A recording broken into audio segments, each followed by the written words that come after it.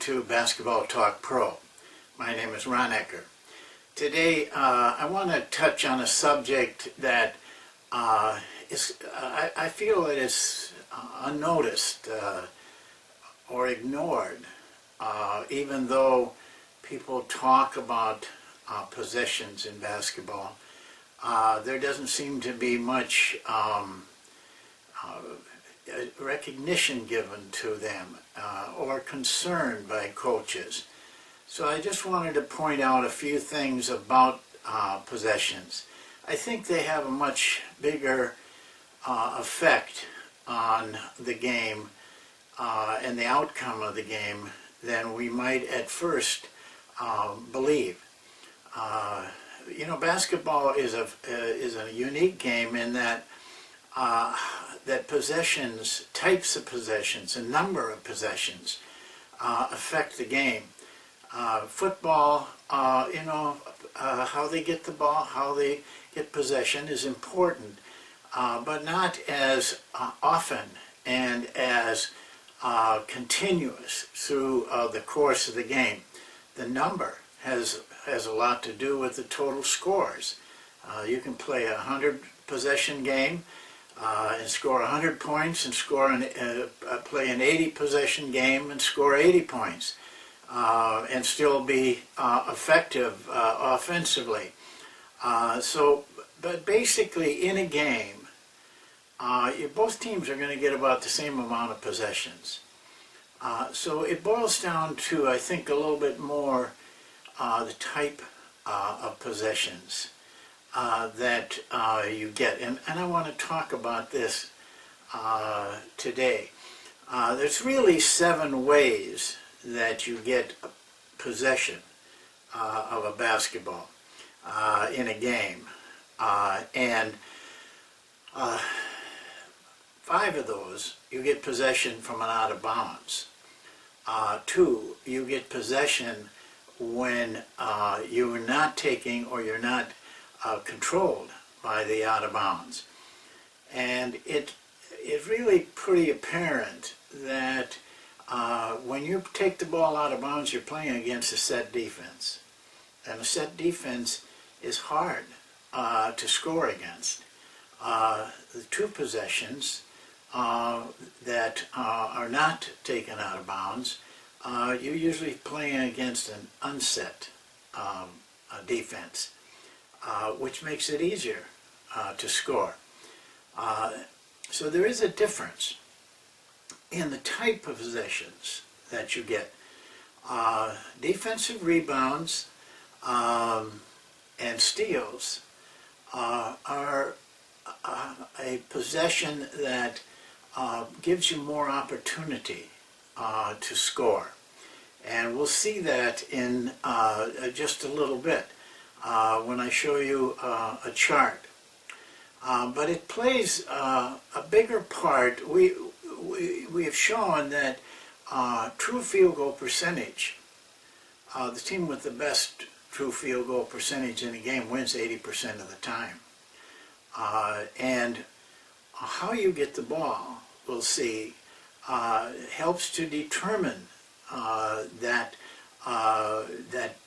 true percentage. So I'd like to go now to just a simple little chart that I think will make these things come alive a little bit more.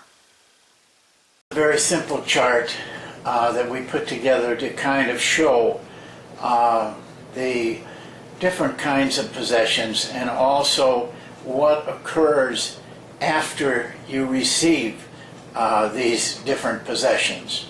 I used 5 of them here because even though there's 7, the other 2 come from the jump ball situations and kind of strange out-of-bounds situations, and there are not enough of them to have much impact on the results. The first 2 are highlighted: offensive rebounds and steals. They both run very close to the same value. The number on the right represents how many points you score on each rebound or each steal.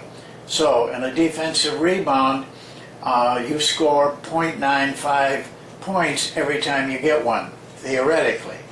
And steals 0.96.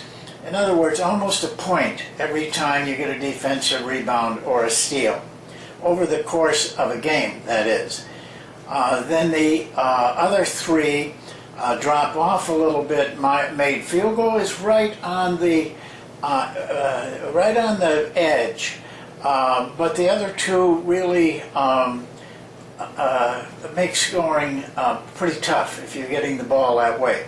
So two of the ways you get the ball from and not have to worry about taking it out of bounds, play against an unset defense. The last three, you do take the ball out of bounds and you play against a set defense. Now the numbers here, if you don't have a pencil to write, you remember you can always back up and pause, and also these are on in the archive, but also they're in the book, so you can always refer to the book because these numbers come right from the book. Now I'd like to scroll down in inferences, and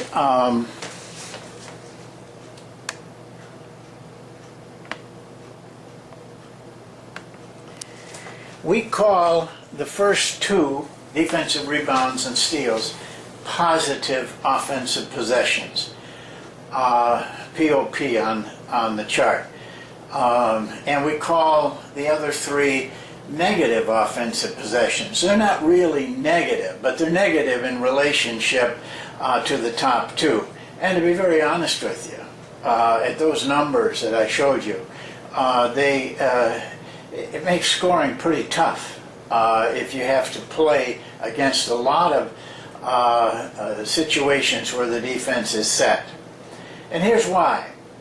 In a positive, those two positive possessions, you get 31% of your shots are uncontested.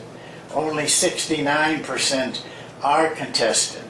But in the negative offensive possessions, the uncontested drops considerably to 24%, and the contested rises to 76%.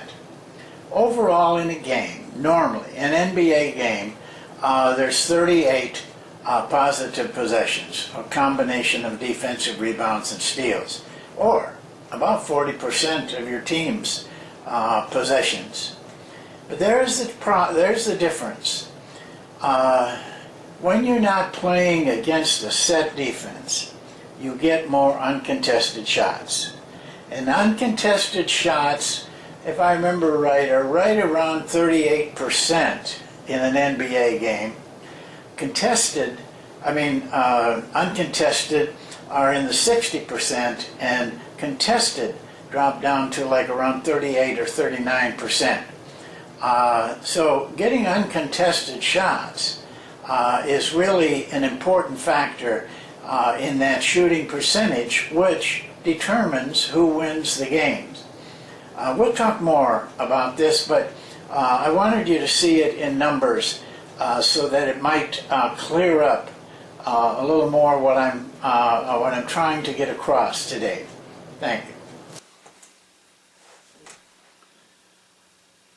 Well, there you have it. A little look at a part of the game that probably you don't put a lot of time thinking about it. But I think it's something you should. I think it's something that definitely we've shown has an effect on how the game is played. And what can you do with it as a coach, you may ask, and I've asked myself that question. But for me, it's a direction you get from knowing these things in how you approach your system, how you approach your practices, how you approach your strategy a lot of times, knowing that these two numbers are so big. One is true field goal percentage, and the other is combination of defensive rebounds and steals, are at the top of determining winning and losing in a game. So now it becomes a coach's challenge to find ways really to get uncontested shots and don't give up uncontested shots on defense. And a part of that's going to be played out in how your opponents get the ball. Mainly, it seems to me that this puts a direction for the coaches. I mean, there's a lot of ways that you can control that. And I'd be interested, and I really wish that those of you who are watching this take some time and think about it, and let me know how you think, what effect it has on coaches. Some of you may say you don't think it has any effect. That's okay. That's your opinion. I differ on that. I mean, to me, it does make an effect. But there might be ways that I haven't mentioned that it affects coaching. So please, feel free. You know, down below me is the comment section. You can put it in there. Or you can, if you don't care to have it there, you can put it in above me in the contact tab. Hit that and you can write a lot more about it. But I'd be interested in hearing your feelings about it, because it helps to kind of legitimize things. So that's it for today. I think our next show will be on Thursday. On